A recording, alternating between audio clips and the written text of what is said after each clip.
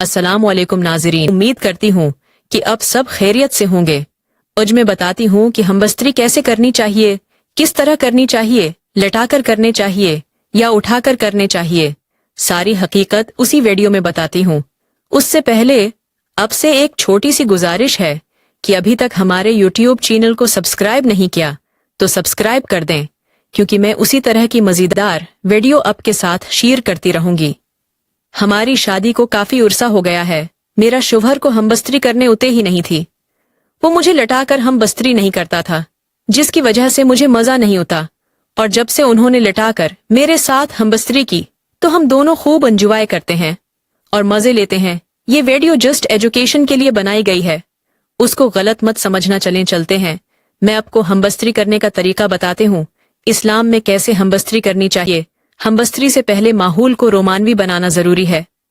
खुशबूदार मोमबत्तियां, हल्की रोशनी और म्यूजिक माहौल को मजीद दिलकश बना सकते हैं। अपने शरीक हयात से खुलकर अपनी पसंद, नापसंद और जज्बात पर बात करें। ये ताल्लुक को मजबूत बनाने में मददगार होता है।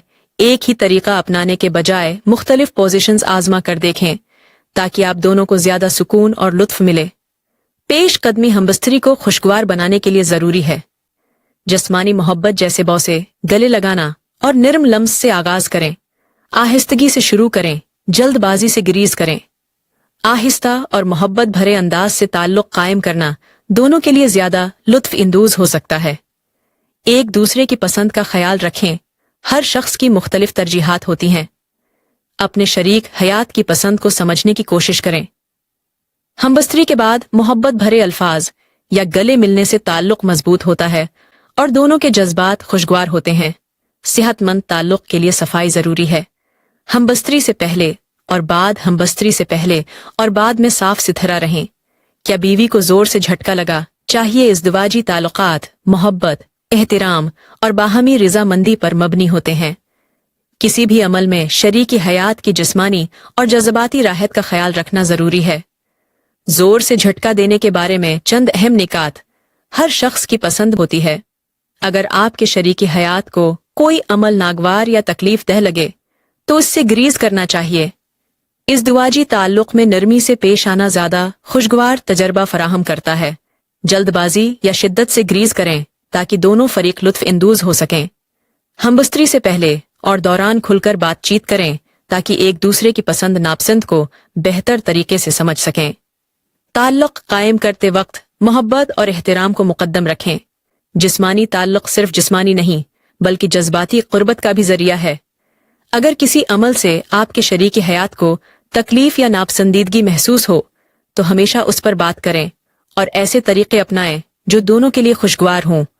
आखिरी बात यह है कि हमबस्तरी करने के बाद औरत को गले लगाना चाहिए या नहीं उस हो तो हमेशा इस पर बात करें और ऐसे तरीके अपनाएं जो दोनों के लिए खुशगवार हों।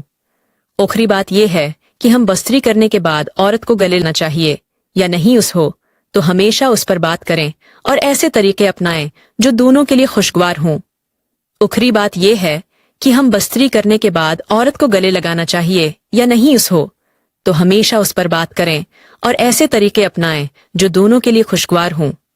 आखिरी बात यह है कि हमबस्तरी करने के बाद औरत को गले लगाना चाहिए का जवाब भी देती हूँ। हमबस्तरी के बाद बीवी को गले लगाना एक खूबसूरत और मोहब्बत भरा जो इज़्दिवाजी ताल्लुकात को मजबूत बनाने में मददगार होता है। ये जज्बाती क़ुर्बत को बढ़ाता है और दोनों के दरमियान अतिमाद और मोहब्बत को गहरा करता है। उसके फवायद हमबस्तरी के बाद गले मिलने से बीवी को ये एहसास होता है कि वो सिर्फ जिस्मानी है, ताल्लुक तक महदूद नहीं बल्कि आपके लिए जज्बाती अहमियत भी रखती है। ये अमल शौहर और बीवी के दरमियान एतमाद और तहफ़्फ़ुज़ का एहसास पैदा करता है। गले लगने से दोनों के ज़हनी दबाव में कमी आती है और सुकून का एहसास होता है। गले मिलने से जिस्म में ऑक्सीटोसिन हार्मोन, मोहब्बत का हार्मोन पैदा होता है जो खुशी और क़ुर्बत का एहसास बढ़ाता है।